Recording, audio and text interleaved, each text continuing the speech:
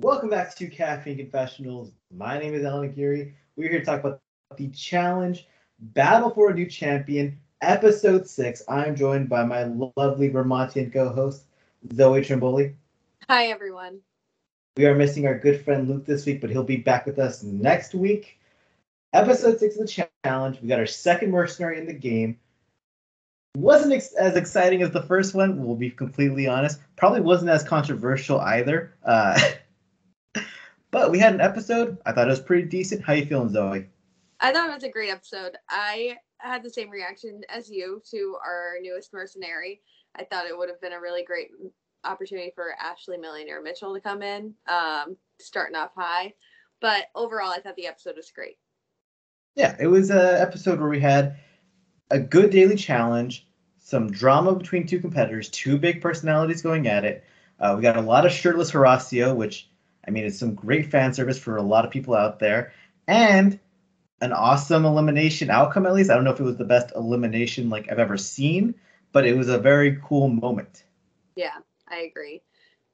Yeah, I mean, I think the elimination itself was evenly matched. And I think maybe with two more like fiery competitors, it would have been maybe something a little more exciting to watch. But yeah, overall, like I said, I will never complain when a daily challenge is physical and they're in a mud pit.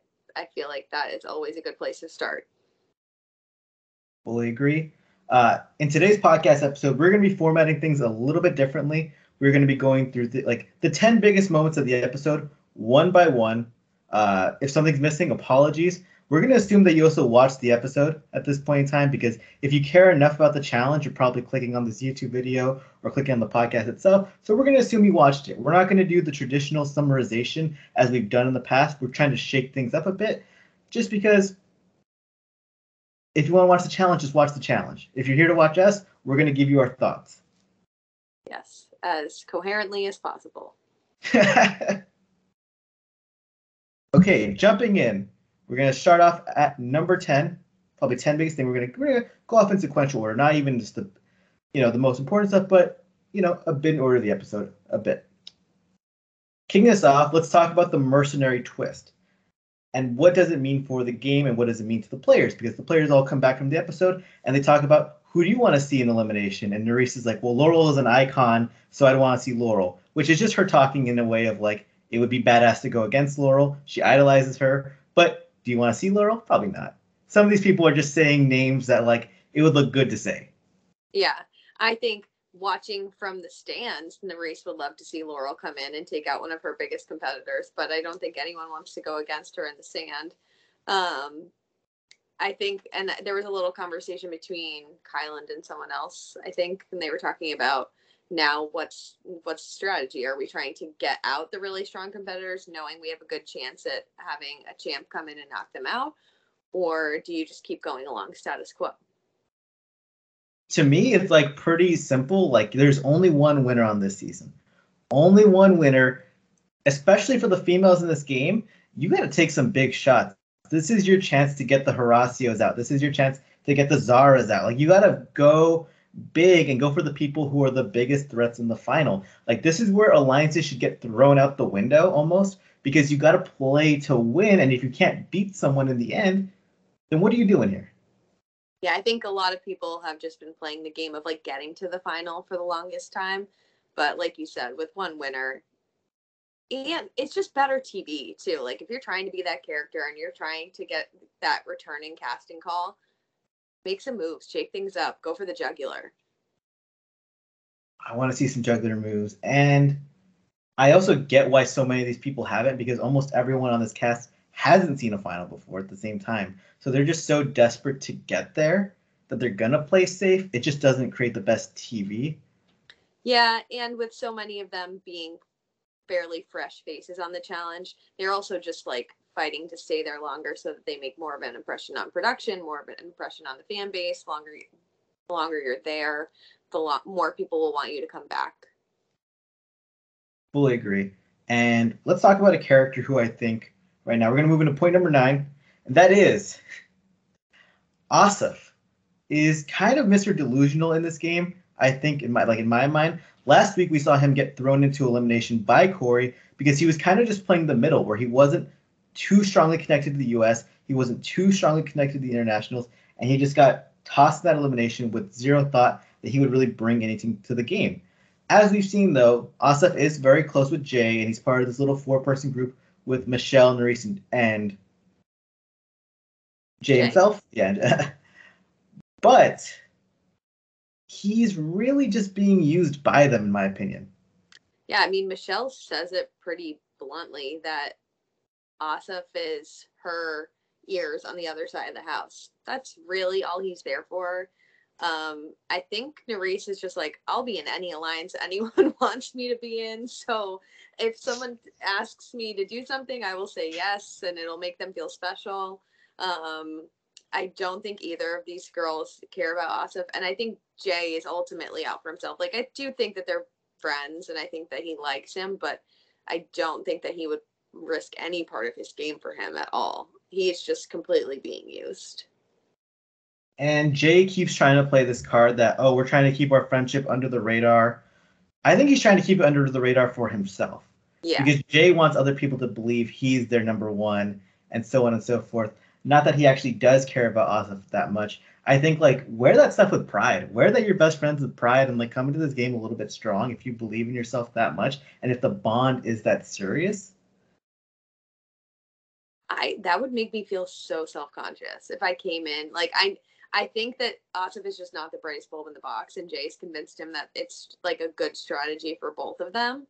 But it would actually help Asaf's position in the game to be connected to Jay, because people see Jay as in a very insulated, protected spot. So if they thought that he was really important to Jay, people wouldn't take shots at him. So he's just being dragged along. And because of the character that Asaf is and how messy he is, I mean, like, we literally watched him call out Corey, his best friend of 2 weeks, in front of everyone. If things get messy where Jay has the ability to save him and he doesn't, considering the bond they have, Asaf will just rake him over the coals, and it'll have Jay looking like a snake, which, I mean, Jay kind of does play a snake-like game. Yeah, he is a snake. All of his confessionals just give me the ick every time. I don't know why. But I just don't think, I'd be really shocked if there's anyone watching all of this go down and doesn't think that Jay is completely using him and taking advantage of him. It's tough because I do think he does care about Asaf. I do think he does care about him, but he just cares about Jay more. Yeah. And like, that's the bottom line, right? And I admire that in people that come in to play this game. I think that on some level you do need to put friendships to the side, especially like not your ride or die, like maybe just like a good buddy of yours who is, again, not serving you really in this game. I get it. I'm here for it. But don't cry me a river when you do have to stab him in the back, because I think it'll happen. Though I am calling out Jay for this, when in reality we're about to talk about Melissa and Big T, who are targeted because they are best friends, because they are ride or dies. At the same time, those two people have very much insulated themselves in their own little pairing, and not fully socially communicate with everyone. And because of that, they're the outsiders in the game. We go into the daily challenge where everyone has the mindset, okay, it's going to be a girls' elimination, Melissa or Big T. Melissa and Big T, one as like the power vote, one as the house vote. So going into the daily challenge, that's what everyone's mind. They can't win. Yeah, and then when we get to the daily challenge, the way that the teams are made do not help all of that out for as far as Melissa and Big T go. Yeah, number 8, daily challenge, just fucked up. It was fucked up in the way they formatted it, where TJ Lavin was like, you 6 people are standing there, you 6 people are staying there, you 7 people are staying there. You're all in teams now. This is actually where it would have been awesome to have TJ pulling names with 3 captains, where you could see people strategically pick their teams, who they think is the strongest, who they want to win with. People get very political and strategic. Instead, you're standing there, you're standing there, you're standing there. And because Melissa and Big T were on the same team, they were both at risk if they lost. Yes. Which worked out in favor of our grand alliance that's running the show here. But I'm always in favor of things like a schoolyard pick, just for all the reasons that you said. I think it highlights some people's strategic element that they have. It also shows some relationships, or even just how the competitors view each other and who they think are who they think's good and who they think's not good. I like to see the people's reactions who are getting picked last too. 1000%. You know, we're Nany fans, obviously. No one was ever mad when they got Nany as a partner, which is always why, like, I've always thought, like, Nany's a good player because no one's ever mad when they get Nany. On free agents, I'm going to give Zach a shout out. Zach was always one of the top guys picked on that season, and it really told you how everyone in the house viewed him as a competitor, where he was getting picked over CT a lot of times, where, you know, obviously he's not a better player than him, but that was his standing within the house. Would have been fun to see some people get picked last, some people get picked first here, especially if it's someone like you're enemies with, but you're like, this is a good player. I kind of need him on my team. Yeah. And it's nice to see the people who are thinking that step above too, that think, oh, I have to get some of these people that I don't really trust on my team because I can't have them taking shots at me from another direction. And it would have nullified the opportunity for people to throw the challenge, I think. 100%. Into the daily challenge itself, now number 7, the Mud Pit Mess. We had the two teams basically teaming up on the third team that had Melissa and Big T. Not only that, Melissa and Big T's had teammates who weren't even giving their 100% all, like Jay, because they wanted the other teams to win to assure that they were going into elimination. This was a bummer because, as we all know, we love Headbanger Daily Challenges. We love seeing people wrestle in the mud pit. And we got a lot of good stuff this episode, but it wasn't the true carnage it could have been. Yeah, I like to see how these things shake out. I like to see who's got that dog in them. I like to see who's willing to, like, actually shove someone's face into the mud or, like, just really go for broke. And so I didn't come away from this daily challenge feeling like I had an accurate read on people's abilities from top to bottom, because so many of them, especially some of these stronger competitors, and like Olivia and Mariah, not giving it their all. Or like Jay's not a big guy, but he is fast and he's squirrely. Like, I was curious to see how he would actually do in this, and I didn't get to really find out. It was tough to tell, and there was also an interesting aspect in this daily challenge too, where, not even an interesting aspect, like, I just want to talk about the mud pit they were in just looked actually disgusting. Raven, and before it started, when she like walks over the mud pit and she's like, there's actual shit in there. Like, it was so funny. There was one moment where I just saw like the biggest splash of like dirt, mud, shit just go straight into Kylan's face, and he was just so covered, and it looked so disgusting, so gross. But also, it's why we watched the show. Like, it's like, this was, was it just like some random unused bit of farmland that they just saturated with water and turned into a mud pit? Because like, it was gross. It was nasty. Kudos to them, because like, they all got into it. Nobody shied away from it. It was not deep at all. You're right. It was not, like, it really did just feel like they just took a piece of land, filled it up with some water, soaked it up. God. As we saw, like, the daily challenge like went on, the team ups really got aggressive towards Melissa and Big T. They would literally wait for certain moments when to send in players to hold down Melissa, including Nurys, which that moves on to this point. Some standouts were them scrapping Nurys and Melissa. Nurys held down Melissa so that someone else, Berna, could get some points. Later on, they come at it again, and Melissa gets into it. She plays. Now, you could say both people were playing dirty, but Melissa was playing dirty after the whistle. Yeah, it was that version of her we saw in her elimination against Sylvia. That was Melissa again, and that's who she is in a physical elimination competition. Like, it's beyond scrappy. She will play dirty, and she was pissed. Like, I think her kicking Nurys after the whistle blew, so to speak, that was her just frustration. And from behind too. Yeah, it wasn't even a kick from in front. It was from like back turned after the whistle. It has me wondering if Melissa is the kind of person that would try to unhook someone's safety harness, frankly. Like, I could see it. Julie Stouffer is 101. I'd like to believe that only Julie would do that. You never know. No, or can't. Camilla would have also done that. Camilla, absolutely. Camilla would do it, like, right now. Like, if she was allowed within 100 yards of anyone on the challenge or certain production. Wouldn't even need to be on the challenge. Could just be a random pedestrian. That's true. She'd have, like, her baby on her hip and trying to do that, probably. Sorry, there's something I need to talk about. I don't need to talk about this, but it brought up to my mind. Camilla was licking ice cream off her baby on like Instagram or something years ago, and someone posted it on the challenge, like the challenge's biggest Facebook group, like fan group, and they got the whole page taken down with over 100,000 people.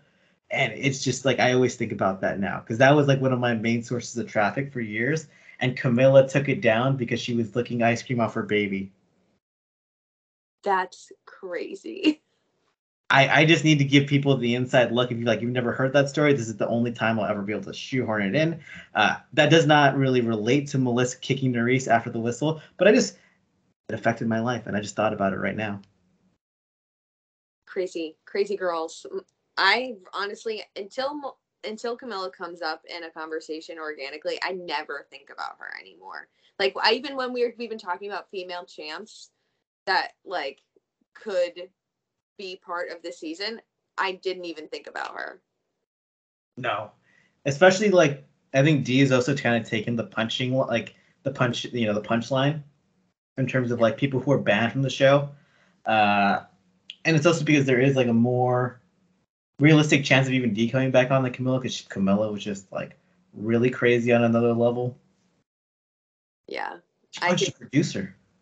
Yeah, that's nuts. And there were so many things before she even punched a producer that warranted her never coming back. All right, this was the Camilla minute. It won't be a regular special.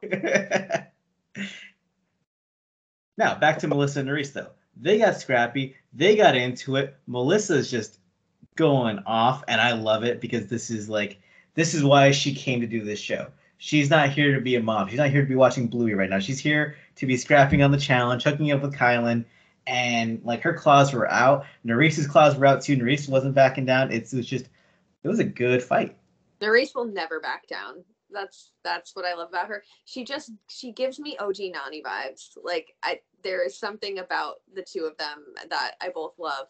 But it just brought me back to her days on Are You the One? Her fighting Dee Dee for Malcolm, which I'm sure is not something she wants to remember, and maybe something she's talked about in anger management. Not sure, but I enjoyed it. I was here for it, and I hope to see a lot more of it moving forward. It's what we need on the show. I also love that their own individual body languages of when they fight. Nurys puts her hands in front of her face, like she's talking, like she's like trying to like talk to them, like, and then Melissa puts her shoulders and her hands behind her body, and she talks forward with her face like this, and it's just like. I need a translator for Melissa too when she starts to get mad. I need subtitles at the very least. I really have a hard time understanding what she says sometimes. Ooh, we're gonna talk about them more in a bit. Let's talk about a couple other standouts.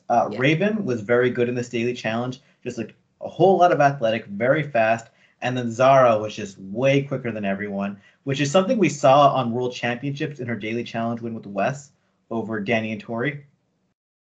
That girl, I mean, she's got wheels for days. She's so fast and so graceful. Like I think it was Jay that just talked about her running across the top of the water, and that's completely what it looked like. The fact that she was getting to the ball and was already turned around and headed back to her team before people had even the other two women had gotten there, it was crazy. The whole time I'm watching it, I was like, she's the MVP of this challenge, but also I think a lot of girls were just woken up to what a huge threat she actually is. It's crazy too because you look at her body and she's obviously very thin. You would not think she would do well in anything this physical, but she's so fast that she just dominates still. Then that's actually like the most badass part of it all. Is that she's so quick you can't even tackle her. Yeah, I love that. That's amazing. It's a true athlete, which like we don't. There aren't a lot of true athletes on the challenge. There aren't a ton. No, They're good. There's some good ones. There aren't a lot of like people like Zara like that who can like even the guys have to be a bit afraid. Like you gotta throw in Zara against the mercenaries. The guys on her team were saying like she's the MVP. If this is a ball that we need, where we have to make sure we are really hoping it's one the color that the girls are grabbing, and Zara, you're up. Like you're in that position. That's huge because these guys have huge egos. So for them to just like openly praise a girl like that over themselves after, especially after we saw they will all jump at the opportunity to give us their resume, like they did at Deliberation recently. I think that's a huge testament. God, Zara's so impressive. Like you think about her in the water a few weeks ago too, and she's just such a big threat as she gets to that final. It's a huge testament to her social game too, the fact that she's not been targeted at all thus far. I will say I am a little worried. I am getting a bit worried as I'm simultaneously like my excitement and my worry for Zara keeps like raising because she's such a good competitor and she feels so comfortable in the game. But as we're seeing right now with Melissa and Big T, like once they're out of the picture, Zara is one of those people who, comes to mind as both like an international and just a big target. And I don't want to see her go. No, she should be doing everything in her power to keep those girls around because they are a shield for her right now. Even in the eliminate, we're gonna, Big T and Melissa obviously eventually get nominated for elimination. I did find it cute that she had both their names literally written on her cheeks. That was cute. She's a social queen. Everybody loves her. Like she's doing something right, and people don't seem to find it like shady. They don't think it's dishonest. Like it comes across genuine, and I think it is. I think she does genuinely get along with everyone. Not in a showmance either. She's really just been like a true, like a guy's girl and a girl's girl. She's just friends with everyone. Yeah. Watch out, Zara. They're coming for you if they wake up anytime soon. Which we'll transition this into point 5, which is we have the staycation, which is the U.S. alliance. It's all the people who are essentially playing the same game as the veterans did on Spies, Lies, and Allies on the last couple seasons we've seen, except now they've taken over those roles. Ed and Corey are your new like Fessy and Josh, and they're just playing the part where they're going to go after the internationals, make the safe play, keep themselves going as far as they can. And I can't blame them for the strategy. I mean, it's a tried and true method. Well, especially like Ed and Corey and people like that who like Ed's not getting any screen time unless he's talking to his alliance. Corey had kind of an embarrassing exit the last time he was on the show, so he's just trying to make it further than he did. And I think the other people who've been watching the show see what the Vacation Alliance has done and has kind of steamrolled and kept each other safe. So if you're the people at the top of that food chain, like specifically, I think of like Nurys, Olivia, Michelle, Jay. I feel like they're kind of the ringleaders of all this. They're in a really good position by keeping this thing going as long as possible. Great way to play the game, especially with the format they've been given, where there's no punishment for last place. There's no like randomly being called out. You can play as safely as you want and go far right now. It's just sad because this is not the TV we want. We want the excitement. We want the call outs. We want drama. We want people making big moves. And especially, we have this mercenary twist where people can make those big moves. And instead, people are coming out of this like, all right, Melissa and Big T. Big T, who is a very, she's a good competitor, but doesn't have the cardio for a final, really. Not a threat. Melissa, good competitor, not a threat to win an individual final like that. No. So that's the move. That's the play everyone's making. It lacks creativity, I think. But I think that a lot of these people are just looking long term and are assuming that they are going to have time to get out the targets that they need to get out. I don't know. I think it's hard for me to be looking at what Zara did today and what she can do in for that none of these people to be thinking, oh, well, if there's a girl that we got to get out, this is the one we should try to get out. Yeah, and Zara did have safety this week from winning the daily, but like in another week like that. Yeah. Exactly that. Or I mean, Raven was a name tossed around, but Big T and Melissa were just on everyone's mind. We then go to the club where we see some politicking, some scrapping going on. Overall, though, we see the heating up truly, and it was a big part of the whole episode. Nurys and Horacio are finally a thing, and it is really fun to watch because she's getting him out of his comfort zone. We got a shirtless Horacio lap dance. We got that was not on my bingo card for this season of the challenge. If you had told me that at this point, by episode 6, Horacio was going to be giving lap dances at the club, I would have laughed in your face. Definitely very far outside of his comfort zone.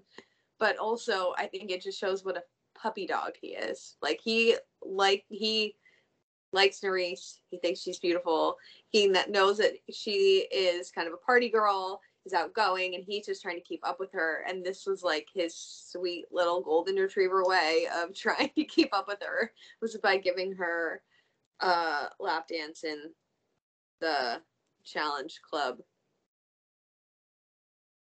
I had in my notes that Horacio is like the Ned Flanders of the challenge. Like, he's just this wholesome guy, and then he takes off his shirt. He's the most jacked human on the planet. And it's just like, he's just so nice and kind. And she's so into that because he's just, I mean, obviously he's gorgeous, as Michelle would say. Like, if you have eyes, obviously Horacio's hot. But she's so into what he like, every other guy that Nurys has been is not Horacio. And she loves that. And he sees Nurys just truly as for like how gorgeous she is. And there's a genuine connection there. Agreed with you, though. Episode 6, considering where we were just episode 3, shocking. Yeah, I mean, even during deliberation when Nurys was like speaking him in Spanish and trying to get him to like just make the move, I was like, that's manipulative. But I'm here for it. It was sweet because it just showed too that like they've clearly like made that connection before this, and that was her being like, no, he's not with you, I'm with you, we speak the same language, literally. Like, I think that Nurys has probably dated a lot of dirtbags, and she knows that. We know that she's seen a lot of dirtbags. Yeah, we've seen some of the dirtbags. I don't even know some of the other ones that she's dated outside of this show. But Horacio is the guy you take home to your parents. Like, and on top of being all the good things, he's also ridiculously hot. Like, he checks all the boxes. So I hope that they have a fairy tale ending. I don't know that will happen, but that would be great. I support them fully. I support their relationship all the way.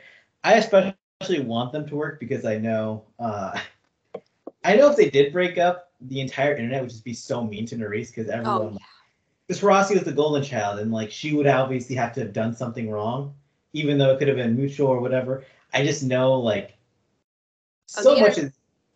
They love to slut shame women, like especially this community of fans loves to slut shame the women on this show. So they'll take any opportunity to kick a girl while they're down. And the worst part is like Horacio would never want anything of it, like anything like that, but that's just the way the world goes, especially with how so many people already treat Nurys, even though she's just being an awesome reality TV character, a great competitor. And let's move on to talking about her scene at the club with Melissa, which it brought me back to when I told you Melissa's literally the last person on earth I'd want to argue with. I could never. And that conversation did not go well. Did not go how Melissa wanted it to go, which was to get to some sort of like wave the white flag. We're going to get along for at least a little bit here. Just didn't happen. Wasn't going to happen. They're not going to get along at this point. There was a real underestimation of who Nurys is in this moment as well, where she, was like, oh, well, maybe we can go for Raven. Let's try and save Big T. She's my friend. Like, we can work together in this moment, as you're saying. And Nurys, as the power player she is like, And that's not the play. The play is Big T. It's going to be Big T. Just kind of prepare for it. We can be friendly. We can maybe work together in the future. But no, we're making this move. It was decided in the dirt before the daily challenge. You cemented it in that moment by kicking me. And the best part of this interaction to me is the fact that both people thought they were right. Both people thought they won the interaction completely. I think that will always happen with these two women, frankly. I think that Melissa is the type of person that wants to have the last word, and so by Nurys choosing to walk away, she took that as like a win, like, oh, like you're not going to actually go toe to toe with me, and Nurys took it as a win, not sinking down to Melissa's level and just arguing with a wall, because she's grown a little bit in that way. As we saw with the Burnham Melissa stuff, like with the shouting in the hallways, creating a big target on yourself, Melissa will say and kind of do anything. I mean, she's done some crazy stuff on reality TV in the past. Nurys in this moment, by walking away, big time, because she cannot create a bigger target on herself because she is playing such a massive game politically where she's, moving all these strings where if she puts that target on her, she could go in pretty damn soon. Melissa's just cocky grin, though, as Nurys is walking away. Like, she definitely thought she won that. And it kills me every time that Nurys brings up, I've been taking anger management classes. It just kills me every time. It's just like, you just see something winding up in her. I'm just so curious how she got to that point. How she ended up at anger management. I'm happy that it seems like it's been a positive experience for her, but I have so many questions about it. It's like one of those like movie guys, like I'm 3 days from retirement. I'm fucking 3 days from retirement right now. That's serious. Like I've been to anger management. I've done some shit. I've been working on myself. Let's not do this. And it just, it's a funny gag. It's an actually funny gag. It's like, this is like, I wish more challengers said they went to anger management, especially because if like they blow up, it's kind of funny. It's better than someone saying they're here for their kids, in my opinion. Mm-hmm. Yeah, that would be a much more entertaining line at this point. And a lot of our challengers could use anger management, frankly. Then again, I guess it would have to be court ordered for some of them, though.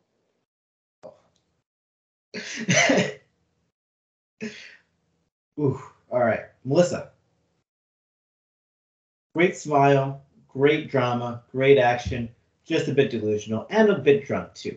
Because she comes back from the club, obviously very tipsy in my opinion, and she's telling Big T, I think we can get the votes for Raven. I think we can get the votes for Nurys.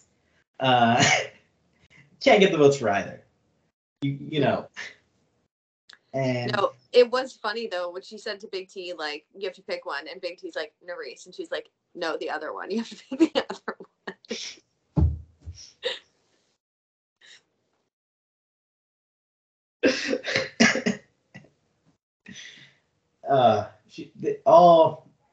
Melissa's delusional. She just is. She just doesn't really understand where she is in the game, and I think she just assumed that she would meld in easily. Didn't happen. It turned Big T against the world. They go to the deliberation. They actually asked for some promises beforehand, and Melissa thinks she has James' vote. She thinks she might have some other people's votes. The deliberation happens. The second or third vote is Callum, who's supposedly an international UK person. He throws it on Big T, and from there it was over. Even Melissa voted Big T. Yeah, as soon as Callum voted that way early on in the process, I was like, oh, this is done. I think it could have been a little bit closer. I still don't think that they had the votes to protect Big T at this point. But when you have people that you're counting on very early on before it's even the scales are tipped one way or the other and they're not voting the way you want them to, it's not going to happen. And I think that watching that deliberation, I think that that's what we're going to see for female eliminations moving forward for a while, that Melissa and or Big T are going to be on the chopping block every single time. And then after them, it's Raven, because Raven is the only other name that's gone in so far. A slightly funny moment in the episode is when they were talking about all the internationals that have gone into elimination, and someone was like, oh, well, Raven went in, and Callum was like, well, that's because she fucked up. That wasn't... Yeah, she is so clueless politically, because even when she's talking about she's nervous about getting called in, and then someone's like, okay, well, we're trying to do Big T, she's like, no, don't do Big T. And I think Olivia was like, she doesn't know what the hell she's doing, because like, girl, they're offering you a name that's not your name. You need to just take any name they give you. Does not matter. It wasn't Olivia, and I'm only going to point out it's not Olivia because it was Mariah. It was Mariah. Because Mariah is so nice when Mariah is like, this girl has no social game. She has no idea what she's talking about. Like, Mariah is like taking shots at you like that. You know it's true. Yeah. Yeah. I don't think that Raven will be around long after the internationals, but God, how cool would it be if like she were able to like wake up in some capacity and be like, oh, I'm at the bottom of this US alliance, what can I do to spin things in my favor? She's not going to, but I would love to see her try. There is something amazing about the challenge in the way players just always kick down on each other, where you have these, Big T, Melissa, Raven, James, Callum, even people who are on the US side who don't fully know where they are in the pecking order. They could definitely align. They could definitely flip some votes and make some plays. But instead of doing that, they just kick it down and like, 2 more episodes for me, baby. 1 more episode for me. It's the part of the challenge I dislike the most. Even though I'm not a big Brother fan, when they can actually flip a vote on the majority, that's always cool to see. We rarely ever see that on the challenge, and it stinks. When it does happen, it's a big moment. Yeah, and I wonder, like, do we not give enough credit to the people that are at the head of these big alliances? Like, are we not giving them enough credit for what they're able to create and perpetuate and keep people in line and don't have them flip sides? Or is it just that, like, so many people play such a scared game and don't know what to do? There is also, like, if you get to the halfway point in the game, you get an additional paycheck, like an appearance paycheck bump. So I know some people are going after that. When Ashley went into elimination for Amanda, it was partially an emotional moment because that was the halfway point in the season. Where if Amanda had gotten taken out there, she would have made far less money than she did on the season. So people are maybe just trying to get extra money by just staying on as long as they can. Yeah, I mean, and with episode by episode paychecks, that tracks. Big team Melissa going in. Everyone kicking down on them. Go to the elimination. We got a mercenary. It is the most exciting mercenary moment ever. It is Kaz. Who walks in like a pageant queen. She's just she walks in so quietly and like, hey guys. Hi, I'm so happy to be here. Thanks for having me. Oh my gosh, this is so cool. I feel so welcome. I will say she's beautiful. She is one of the most stunning women. I have like tiers of people on this show that I think are beautiful. She is in that top tier with Nurys, frankly. Just stunningly gorgeous woman. Not intimidating in the slightest, even though she's quote unquote won 2 championships.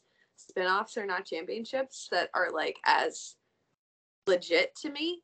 And one of them came with Jordan dragging her along through the final. She kept up with him, don't get me wrong. Like she can do things, but she's not scary by herself.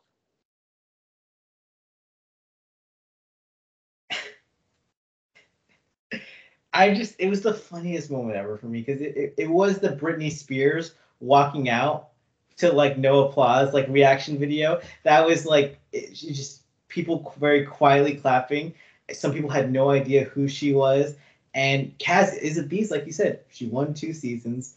She is like a judo person. Like she's a strong competitor, but had such a low energy compared to Jordan last week. It was comical. Yeah. And I mean, just because we had our Camilla moment earlier, I know that our female championship pool is not enormous because of, frankly, some of the way certain seasons have been structured and like who's available. There are not a ton of huge female personalities to start out with if you don't plan on holding on to some of those huge personalities for later on in the season. I don't know how many mercenaries they're planning on using here. I think that Kaz is so sweet and she was so happy to be there. But that's she's not striking fear into the heart of anyone by showing up. Especially the way she walked into, or Yeah. she was just a total Care Bear. She was a Sour Patch Kid in that moment. Like she was just happy to be there. She's like, oh, this is MTV. This is my first. Also, it's kind of crazy. This is her first time ever on MTV as a whole, even though she comes in as a 2-time winner. Yeah. I'm sure so many viewers are going to be perplexed when they see her walk on. Oh, baby. The elimination itself. Oh, she pulls the dagger that has Big T's name. So Big T's facing Kaz, which, cool. That's what's happening. Big T makes sure to put on her lip gloss before the elimination. But then has goggles on also throughout the entire thing, which was just killing me. I kept thinking about her lips and her lip gloss, and then she had on these like goggles that made her look like a bug. But whatever.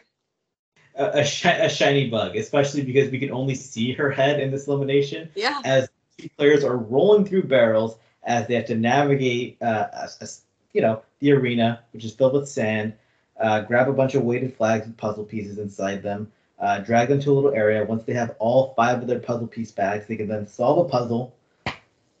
It was not the most exciting elimination I've ever watched. It's just a hard elimination to depict on camera. Yeah, and judging by the reactions of the people watching it, Kaz did look as clueless as she to the people there watching as she did to us. She was frazzled and confused. I couldn't stop laughing. I legitimately like. It was so funny to me that they bring in like the mercenary, like the 2-time champ, the 2-time winner. She walks in, nobody's ever seen her. She's just And smiling, and then in the actual elimination, people are just roasting her. The actual challengers are like, "Come on, champ, what's going on here? Like you stink." yeah, like imagine if it had been like a Sarah Rice or something, like someone that's like just you need someone that is about the show. Like that's why part of it was so great. Not just because Jordan is so excellent at the challenge, but like he's really genuinely proud to represent the champions and like really has that pride and that ego that doesn't want to lose. Kaz is again just like happy to be here. We saw Big T do decently well in this elimination, and I think a big reason why is experience, which is hilarious because even though Kaz is a 2-time winner, technically, she doesn't have a lot of experience. The Challenge UK was only 4 daily challenges and then a final. The Challenge World Championship, I mean, she competed alongside Jordan. She was great the entire season. She was a good competitor. Only saw 1 elimination, though. Not much experience in the arena. This is Big T's, I believe, 9th elimination ever. Has done twice as many daily challenges. So Big T, even though she's never been to a final, had far more experience than Kaz. And we talked about last week with Jordan. Jordan has so much experience. You can throw him into any elimination, and he'll figure out a strategy. Kaz is a beast. She's a strong, fit competitor, but she's never really done carnival game stuff like this on this level. No, I think it's a testament to her fitness that she kept up with Big T pretty much, even though her strategy was not there. It was completely lackluster, and Big T actually had a legitimate strategy of like at least getting all her bags to one point and then bringing them over to whatever circle they had to get them into. But Kaz was not that far behind her in terms of getting to the puzzle, and I think it was in actually heading into one of the commercial breaks. You see Big T starting to work on the puzzle, and Kaz is putting her last bag in, so she was not that far behind, but was completely befuddled by the puzzle, it seemed. Yeah, Kaz is not good at math, not good at puzzles, not really good at that type of stuff. 2-time champion though. They'll remind you of that real quick. Big T gets the puzzle done. Big T wins the elimination, and it's easily the best moment of Big T's challenge career so far. Like it was a big win. I mean, this was like her first elimination win against a good competitor ever, and she gets to stay in the game. She gets to prove everyone wrong because they all thought she'd lose, especially against a mercenary. Keeps her and Melissa going. Awesome for Big T. Yeah, TJ's gassing her up. She's feeling really good about herself. I'm still not confident that she has any chance in a final, but Big T's happy. And I think that we need a little bit more friction in this game for a little while. So if that's Melissa and Big T providing that friction for us, I'm glad that we'll have that.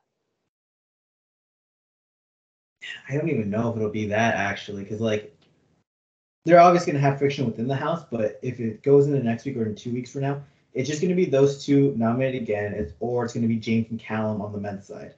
And it's going to be repetitive, and it's going to be repetitive until they're gone. I think it would actually benefit Big T enormously for Melissa to leave, because I think that she could maneuver herself a different way in this game for at least a little while. But I think as long as they're both here, they're screwed. And Melissa, I think, will always have a target on her back just because of who she is and her personality. So even if Big T leaves, Melissa's not going to be able to fade into the background. Yeah, Melissa kind of sealed her fate, even going back to that Berna stuff, especially with this week. It just, that target on her is too big. There's also more going on there. I don't know why Emmanuel hates Melissa so much. Like, he's very pent up over her. I think it's still about the Berna stuff. Like, he just doesn't let things go. I just don't care about him. And it's one of those things, yeah. I think that's my guess is what it is. Like, he just doesn't, he holds on to that grudge. And I think Berna still is not like fond of Melissa. I think they made up, but I don't think they're buddies. So I think Emmanuel will just, I think he's like very loyal, like alarmingly loyal, and will just carry a torch for anyone that he's loyal to. He might also just not like her because of her personality. Put those two in elimination. Put Berna and him. I just don't even need them on my TV anymore. I'm sorry. I'm over them. They don't really do anything for me either. I've talked, lovingly about Colleen in the past. I'm thinking I'm over Colleen too. She's just doing nothing. She's not bringing anything to the table. I don't know why I like Colleen. I think it's a self-aware piece for me. I love her, but it's like at what point it's like I have all this stock invested and it's giving me nothing. It's giving me nothing, and I gotta cut bait. But I'm afraid if I cut bait, that she's gonna do something really cool. I don't know. Yeah, I mean, she did flirt with Fessy her first season. She's got potential. There's just not a lot of options for her. I think her only game option right now, Allan, is to be in the background. That's the only thing she can do. She's great at it. She's phenomenal at it. She's really, really good at it. Ooh. Next week, assuming we get a guys elimination, I believe it'll be Callum and James nominated because they are the two international guys on the outside. There's a chance it could be Asa.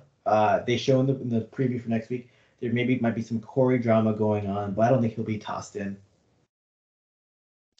Yeah, now I'm trying to remember what happened in the preview.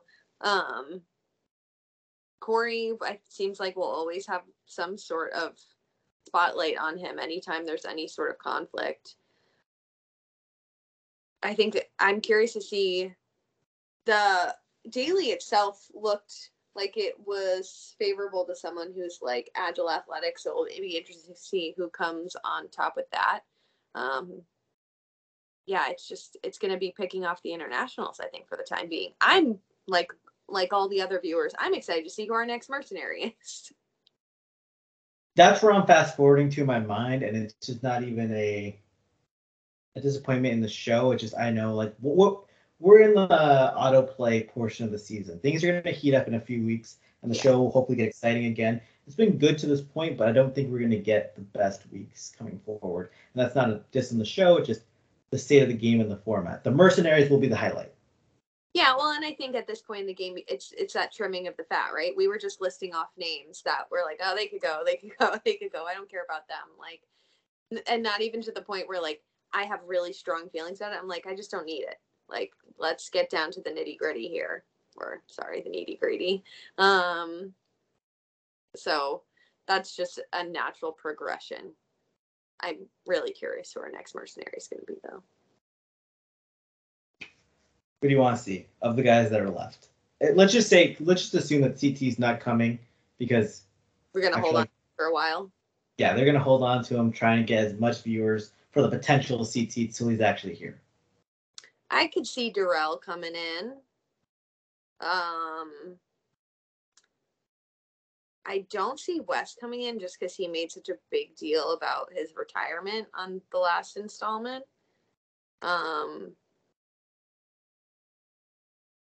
Who are our male champs?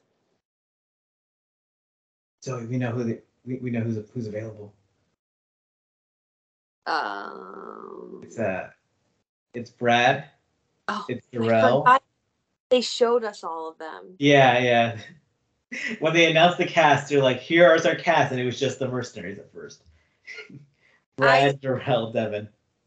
Oh, Devin. That wouldn't be fun. That would be just as intimidating as Kaz, honestly. So, yeah, I guess, man, that's so lackluster. I would love to see like a Derek or like, yeah, it is what it is. Even Hunter. I'd be kind of excited to see Hunter. It would be really funny to see him called a champ even though he's won $0. His bald ass head, no money in his bank account, just getting roasted. He could really use that 10 G's though. That would be the funniest shit ever. Hunter finally having won money on the challenge because he won a mercenary elimination as a champion. God. Zoe, they need you just for this. This is that would just be the best joke ever. Bring him in every week. Have him be just every week. Yeah. What a missed opportunity. I'd even like to see Zach, honestly. And I don't like that man. And because there's that added element of me as a viewer knowing these people, I don't like Zach. I would love to see him lose to someone like, imagine if he lost to like an Asif. Like, he would die. He'd be so embarrassed. And then you come up with some excuse, and in typical Zach fashion, oh, this would be fun. This would be good. God, Hunter. I never even considered Hunter on the board, and you brought up the idea, and with the 10 grand on the line, just so fucking funny. But it's going to be probably Darrell, which would be the most exciting out of the options that are in front of us. I'd like to see Brad in a hall brawl. It's something physical. Oh, yeah, definitely something physical. I could see Brad. Maybe he could wear goggles like Big T did. But no, I'd be here for it. That'd be fun. Any last thoughts on this episode? It was great. My girl Nurys got a lot of screen time, so that's always a good thing. We got to see Horacio's abs quite a bit, so no one's complaining about that. I'm curious to see how, if people do win these eliminations against these champions, how the challenge is going to purge or get rid of everyone that is not getting eliminated at this time. Probably in some fair way, like the challenge does, you know. The challenge is all about fairness and never bad formats or twists like that. Never. Not once has that ever happened. All right, we're signing off, everyone. Make sure to subscribe to us on iTunes, Spotify, YouTube. If you're here right now, I mean, if you listen this long and didn't subscribe, that'd be kind of messed up. Follow Zoe on Twitter at Zoe Trimbo. Follow me on Twitter at the Allan and Zoe. Overall, though, have a great holiday. If you're in America, Thanksgiving, and have a great weekend regardless. Yeah, if you have a couple of days off from work, congratulations. That's all that matters. Goodbye, everyone. Bye now.